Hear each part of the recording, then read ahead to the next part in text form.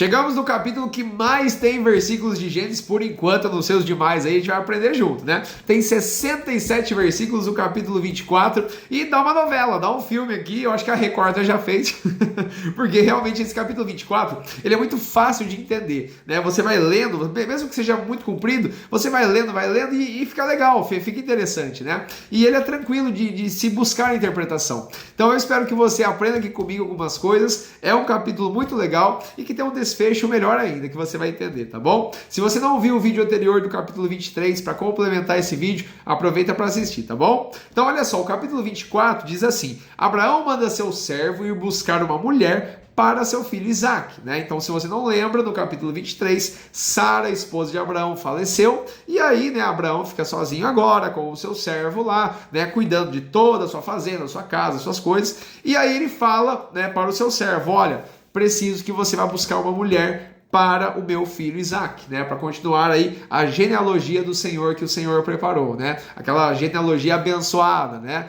Então, realmente, Abraão vai lá para o seu servo, que provavelmente é Eliezer, esse nome já tinha sido citado um pouco antes, né? Provavelmente, aqui não fala o nome dele, mas acredito que seja, que é o servo mais velho da casa, que tinha o governo sobre tudo o que possuía, diz o versículo 2, né?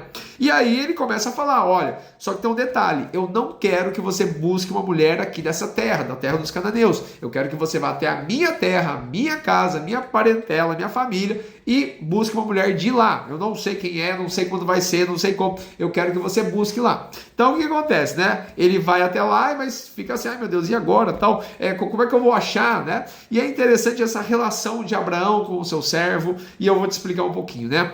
Antes do servo ir, eles juraram pelo Senhor, né? Ele colocou a mão embaixo da coxa de Abraão e jurou pelo Senhor, né? Que vai buscar uma mulher da terra, da parentela de Abraão, né? Isso é interessante, né? Olha só a fidelidade do servo e também a crença do servo, né? A crença pelo Senhor, né? Então olha como que faz a diferença você ter uma relação, um relacionamento com pessoas da sua família, da sua casa, com o Senhor, né? É muito mais fácil, né? Quando a gente tem a mesma fé. Então o que a gente aprende com isso, né? Quando nós nos relacionamos com pessoas da mesma fé, tudo fica mais fácil, né? É claro que a gente vai diferenciar uma coisa na outra, a gente vai ter uma divergência de opiniões algumas vezes, mas quando nós estamos no mesmo barco, é mais fácil em algumas situações, né? A mesma fé nos garante um caminho abençoado, né? E aí ele vai, né? Simplesmente ele vai, e aí ele começa: meu Deus, como é que eu vou achar agora? O que eu vou fazer?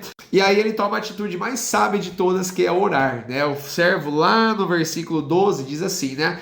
O Senhor, Deus de meu senhor Abraão, dá-me hoje bom encontro e faze beneficência ao meu senhor Abraão, né? Então olha só, além do servo interceder por aquele momento, né? Ele fala, é interessante isso, Deus do meu senhor Abraão, né? Ele podia falar meu Deus, meu senhor, né? Não, ele falou assim, Deus do meu senhor Abraão, né? Então olha o grau de respeito, de hierarquia naquele momento, né? De senhor e servo, né? Isso é interessante, né? Mas o Senhor ouve, obviamente, a oração desse servo, né? Dá-se a entender que ele era próximo do Senhor, que ele tinha um bom relacionamento com o Senhor também, ele era fiel, mostrou a fidelidade ao seu Senhor, que era, no caso, Abraão, mas também uma fidelidade ao próprio Deus, né? Isso é muito interessante. E aí ele fala, olha, eu vou pôr os meus camelos aqui, e a mulher que vier e falar que vai dar água para mim, para os meus camelos, é essa que vai ser, né? Então é interessante isso. E aí vai passando os versículos, chega...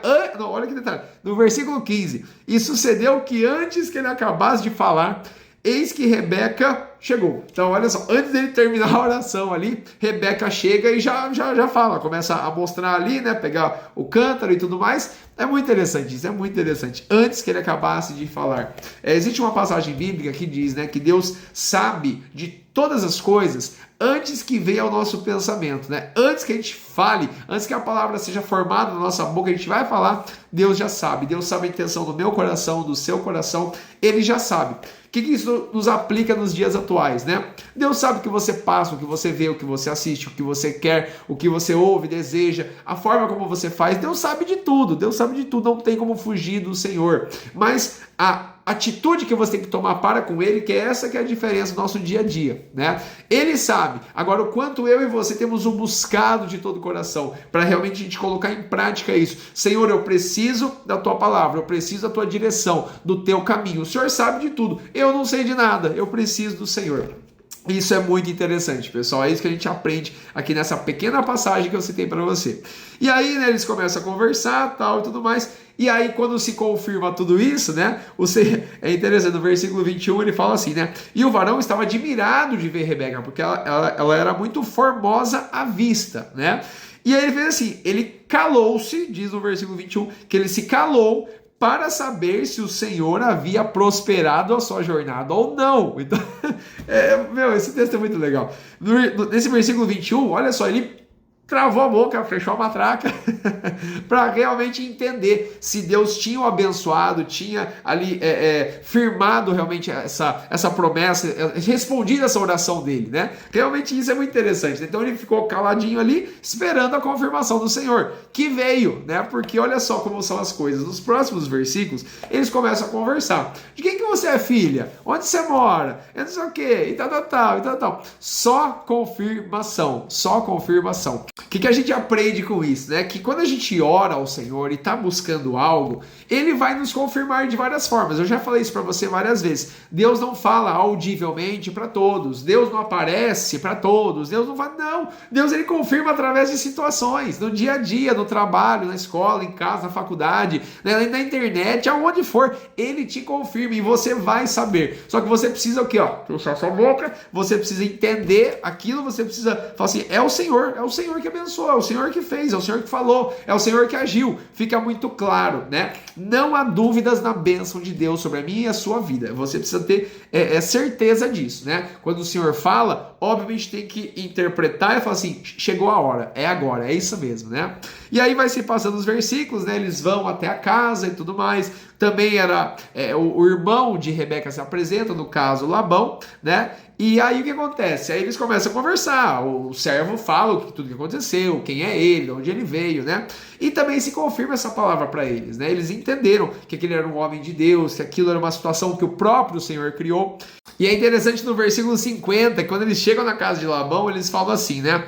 Do Senhor procedeu este negócio, não podemos falar mal ou bem. Olha a inteligência, a sabedoria disso, né? Poxa, se foi o Senhor que fez, por que eu tenho que falar alguma coisa? Eu vou falar mal, vou falar bem? É o Senhor que fez, eu não posso falar nada, meu. Se é o Senhor que ordenou, que fez, que criou, que formou, que estipulou, acabou, não tem o que falar, tem que obedecer, tem que fazer, tem que agir.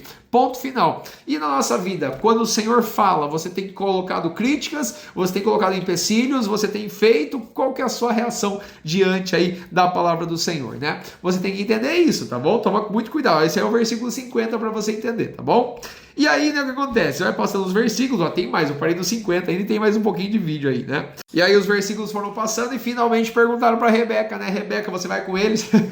E ela disse, eu vou, irei, né? No versículo 58 diz irei. E a gente fica naquela dúvida, o Senhor falou com ela, o Senhor apareceu em visão, em sonho, confirmou algo, ou simplesmente foi pela fé, né? Ela sentiu algo, né, através daquele servo, ela falou assim, não, eu vou, né? Com certeza tinha um pouquinho de medo, mas o Senhor tranquilizou ela e com certeza deve ter falado de alguma forma com ela assim, né? E aí acontece aquela cena de filme, né? Eles vão até a terra lá e realmente ela vê ele de longe, né? Ela, quem é aquele? Aí ele fala, é meu Senhor. Aí ela põe o véu, né? E aí eles se encontram, conversam, vão para suas tendas, né? E ali começam a história dos dois, né? E é muito interessante, mas muito interessante o último versículo, olha só. Assim Isaac foi consolado depois da morte de sua mãe, né? Então esse foi o último versículo aí. Por quê, né? Quando uma mulher sábia se vai, o Senhor providencia outra que vai formar uma família, que vai estar com você, que vai te abençoar, né? Isso é muito interessante. E foi consolado depois da morte de sua mãe, né? Realmente ali, por mais que Sara tenha seus erros e acertos, era uma mulher do Senhor. E Rebeca chega, né, para ser essa mulher, né, que vai ser companheira, vai ser fiel, vai realmente abençoar o casamento. Isso é muito importante, né? Então, o que fica do capítulo 24 para mim e para você? Que Deus, ele move circunstâncias, não importa a distância, a cidade, ele move ao favor daqueles que o buscam de todo o coração, tá bom? Um grande abraço para você, até o capítulo 25. Deus abençoe.